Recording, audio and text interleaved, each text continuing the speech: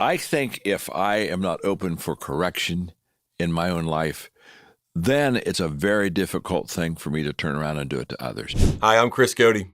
I don't know about you, but I know that I love to absorb content. There's so much free content out there. However, one challenge that I do have is that I often struggle to then take that content and put it into practice. I don't change the habits that I need to based off of the video that I've been inspired by. If that's you, I want you to watch this video, and then I would love for you to comment, and we would love to hear your thoughts below. So the catalyst for me was that when I was in my 20s, I had a mentor, and he asked me if I had a personal plan for growth in my life, which I did not, didn't even know I should have one. And he awakened me to the fact that if I was going to really get better, I had to be intentional. And I would look back at that moment and say, that was my eureka moment. Because I kind of thought if you just show up and do your work, you kind of improve. And I remember he said to me, getting older is automatic, but getting better is not.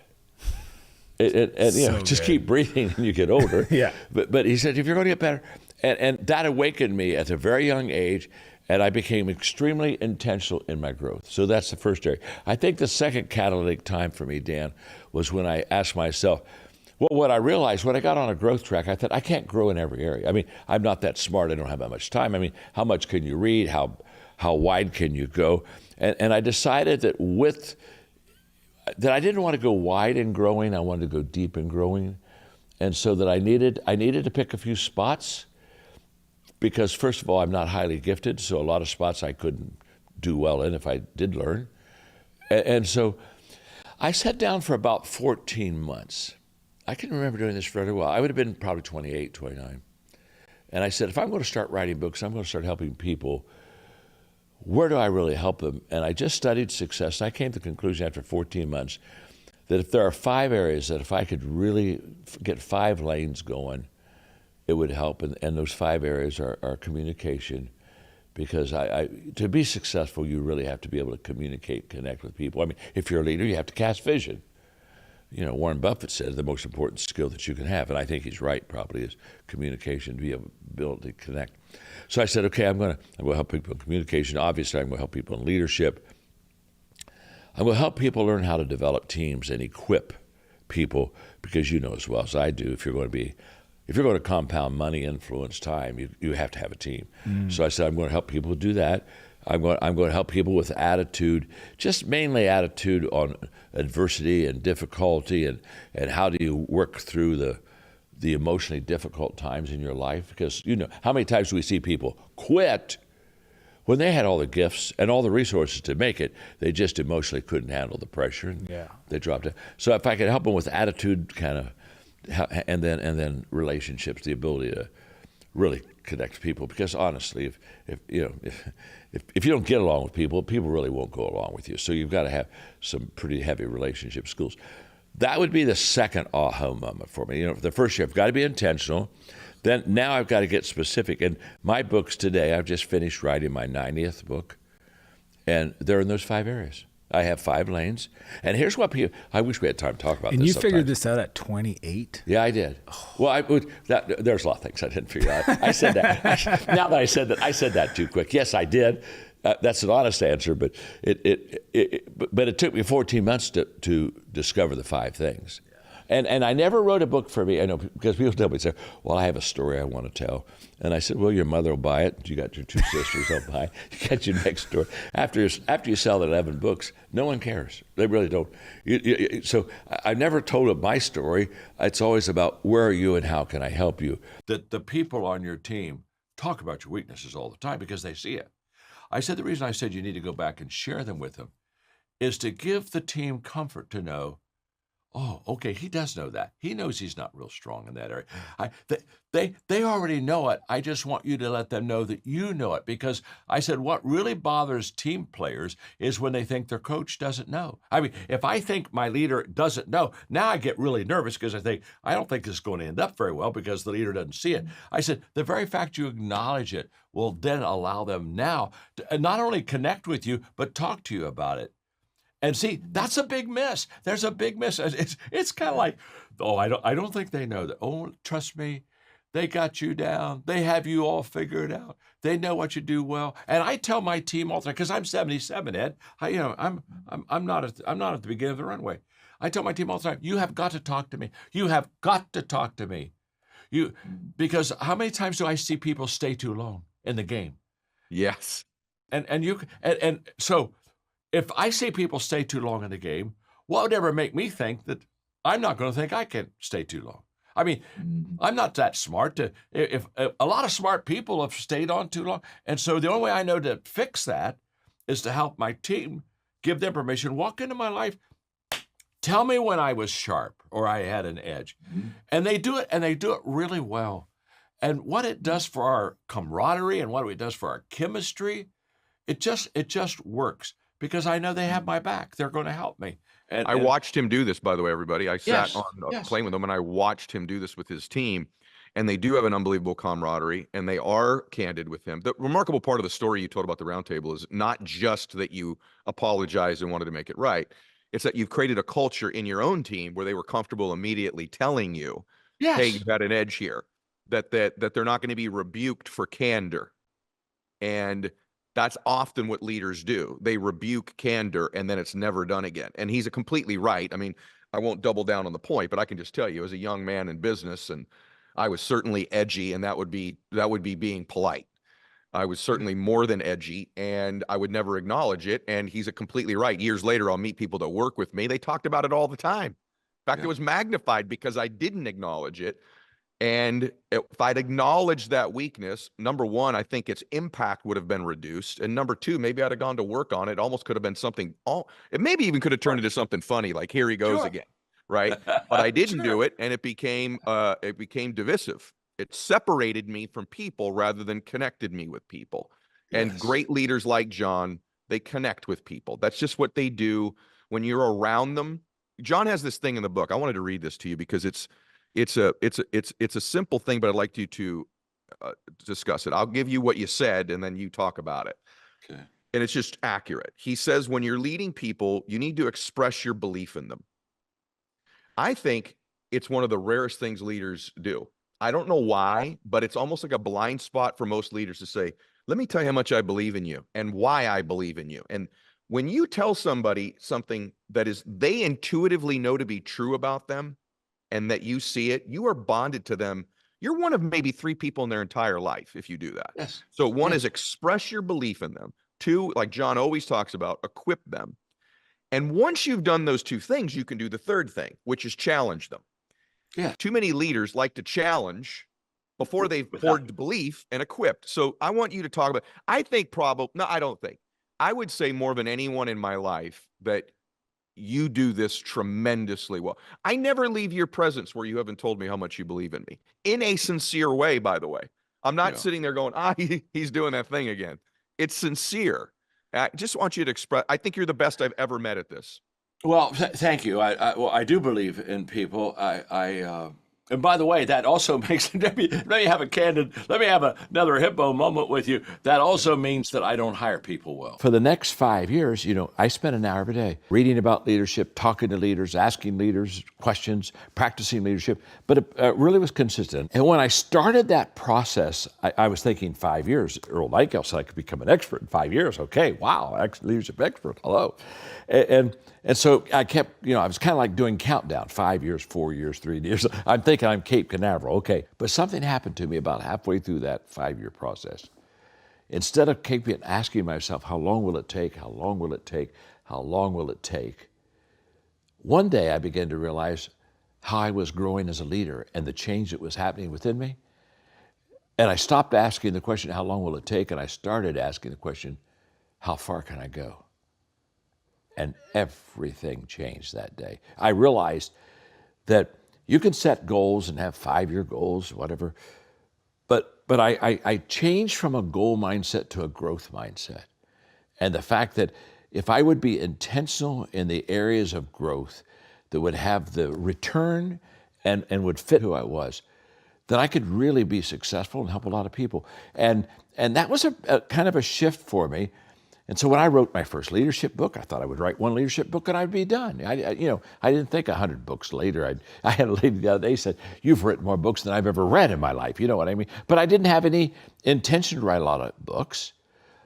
But growth allows you to continue to expand yourself and your world until there's just so much more that you know and so much more that you want to share. So my journey has been really one of understanding that if I every day intentionally grow, the question is just how far can I go? And I don't know that answer. I'm still growing. I'm still moving towards that finish line. No, I love that. So you talk a lot about how, I think you called it the 70-20-10 principle of how we learn. So the vast majority of what we learn by actually doing. And I love the way that you detail that in the book. So for somebody who wants to become a better leader, especially if they're in a company that doesn't necessarily foster that, how do they get that practice? How do they do those reps?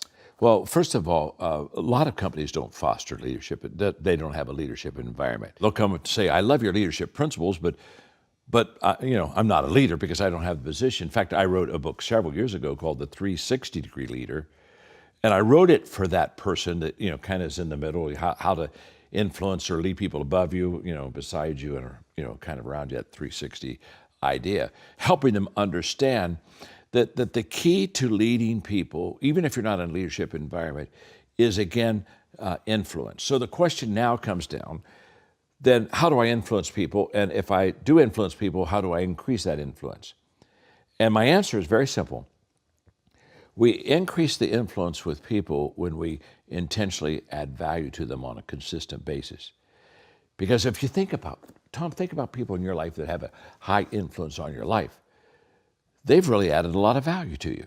And so what I share, I do a little simple formula that kind of works, and that is every day, again, consistency compounds. So you put consistency with intentionality, and you've got a powerful combination. So every day I basically do 5 things. Every day, first of all, I value people. It begins there. Because if I don't truly value people, I won't add value to them. You don't add value to people that you don't value. You don't add value to anything you don't value. So every day I value people. That's where it starts. But then every day I think of ways to add value to people. And so many people, they're uncomfortable with that light. Yes. Because it's not long enough. And what's around the corner? And the whole issue is you don't know what's around the corner until you go around the corner. Oh gosh, that's so good. And so so you have to be very comfortable, which I am. You have to be very comfortable with traveling, not having all the answers. So true. But can I tell you something? The only way you get all the answers is to go all the way through. Absolutely. You don't get all the answers on this side. And so if I've got to have it lined up and straight and right, and I feel comfortable with it, then I'll never be the leader. And I really believe this, Ed. I believe a lot of leaders fall short because they're unwilling to take what they know now and act on it. And so therefore, they never get to know what they could know. Oh my gosh. I believe that. That is an absolute fact. Yeah. That is the number one thing when I'm coaching people is their unwillingness to act now on what they know so that what they could know would be revealed to them. Absolutely. That's so wonderful. Yeah. All right, you're blowing my mind. So people will be so upset with me if I have the expert in the world on leadership in front of me. We don't talk a little bit about that exact specific topic on leadership. So I've talked on it one other time, so let's is give that it right? Oh wow. Let's give it a shot and see if I can. You'll be okay. Let's see if I can do it the second time. You'll be okay. You may have to encourage me a little bit here, pull but you we'll see what we can do. Yeah, absolutely. Lift me up a little bit. I'll would do you? what I can, brother. So I think the beginning place is, I think most people don't see themselves as a leader. Just that in and of itself, I think most people don't see themselves that way, that it's some mystical role in life. What would you say to somebody who says, I just don't know that I am a leader or could be a leader? Well, everybody's a leader, because leadership is influence. That's what it is. And that definition of leadership has served me so well for so many years. Yeah. It's in fact in my book, The 21 Irrefutable Laws of Leadership, there's the law. Great book. Leadership is influence, nothing more, nothing less. So when somebody says they're not a leader, I said, well, let me ask you a question. Do you influence anybody? Sure. And almost always, I've had a couple maybe, I'm not sure, but almost always they'll say, well, yeah, I mean, you have children, okay, you got your family, you got, so yes. Now, it may be a little influence, it may be 8, 10 people, it may not be, but I look at them and say, okay, if you influence 8 or 10 people, you are a leader. See, what people think is they've got to have some kind of a title or position to be a leader. And so they say, well, I don't have a leadership position, so I'm not a leader. Well, you and I both know the position doesn't make you a leader anyway. It gives you a chance to practice leadership, but it doesn't make you a leader. So what I tell people is this: leadership is influence. So how do I increase my influence? Correct. Because if I influence 10 and next month I influence 20, wow, I've doubled my leadership influence. And so how do I do that? And it's a very simple answer. To increase your influence, you have to intentionally add value to people. This is where it all begins. So, Ed, let's say that I want to have increased influence with you. Well, my first question isn't, boy, I hope that Ed'll follow me. The first question is how can I serve you? What can I do to add value to you? So I'm going to ask you, how can I serve you? What can I do to help you? In fact, what's interesting, before we had this interview, I mean, it was cracking me up. Right. We're kind of trying to outserve each other. That's true. Right. Well, what can I do for you? Well, what can I do for you? That's right. I was just thinking that. And it was a beautiful thing, because all we were really doing is I'm trying to help you. Correct. And here's what I know: if I sincerely add value to you, my influence will increase with you. That's a fact. So we don't need to make leadership complicated. Just go out and intentionally add value to people, and your influence pool begins to expand. And after a while, I'm becoming quite a leader. So leadership isn't title, position.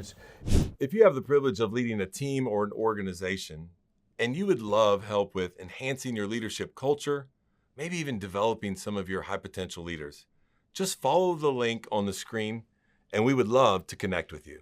And the only way that you can give complete trust is, you can't trust what hasn't been tested. It has to be tested. So people say, well, you trust him. Well, I can give you initial trust just based on I will trust you as a person, but it's going to have to be tested. We're going to have to see if during all times you're trustworthy. He is. And probably the greatest thing I could say about him and is because he is that way, the people he leads are that way. And so the environment is extremely safe, and the environment is whole. It's not dysfunctional. And he has created people who care greatly about what we're doing. And he's been a phenomenal asset. And now I'm enjoying mentoring him and his leadership level. And it's one thing for your second person to lead through you and go and say, well, here's what Dan wants. And there's another time when no longer Dan's in the scene, here's what I want. When that handoff all of a sudden, because if it's from Dan, we got it. If it's from John, we got it. But all of a sudden now it's from Mark. So I said, now Mark, you're going to your leadership's going to be tested. It has to stand on its own to a great extent. It's kind of like I can get you in the room with all my peers, but I can't keep you in the room. You got to keep yourself in the room. And so when we started to say we were going to do this handoff, I said, you write down the things you need from me, and I'm going to write down the things I need from you, and let's have a talk. And I think there were 9 things he needed from me. I think there were maybe 10 things I needed from him. We just had open conference. Can you give that to me? Can I receive that from you? But back and forth. And it was a very healthy kind of like handoff exercise that we go over. We still go over it every once in a while. We'll go back and say, now, are we still being true to that list? And have we done it well? And is there something we need to add to the list, or maybe something now? A lot of things. Of the 9 things he needed from me, probably now he needs maybe 3 or 4 of them. He doesn't need them all because it's been tested. Yeah. And so, but I think that kind of understanding and transitioning is wise instead of just transitioning. Yeah, I like to put some thought behind it. What's your style? Because you talked about this with Linda, Aaron, Charlie, and even Mark. What's your process when you let go? Because that's the biggest fear. People are like letting go, and then something happens, and you've got to sit down and help correct them. What's your thinking behind it without being upset, trying to be supportive? Well, I think in any type of transition, the first thing you say to that person is, we're going to have some tough conversations. I feel cared for by someone else when they do, correct me and help me become better. And I love you bringing that point out. And here's why, Craig. I think if I am not open for correction in my own life, then it's a very difficult thing for me to turn around and do it to others. Right. I think teachability starts at the top. And when I walk into a room, into any meeting as a founder, leader, it doesn't really matter. I can tell my team, and they know right off, the best idea when we walk out of here is the one that's going to win. Mm-hmm. Not my idea, the best idea. And I think creating that kind of an environment is very healthy. I'm excited to hear your response to this quote. It's one of my favorite quotes of yours. You say, "You'll never change your life until you change what you do daily." Yes. The secret of your success is determined by your daily agenda. I'd love to know, what do you do daily that helps you impact lives and build your organization the way you do? What are some of your daily disciplines that are most helpful? Well, I love that question. And I do believe this. I believe that we overestimate what we can do tomorrow. Right. And I think we over-exaggerate what we did yesterday. And I think especially when you're old like me, you sit there and, the good old days, I don't think the good old days were always that good. You know what I mean? But I do think, in fact, I know, we underestimate today. Mm-hmm.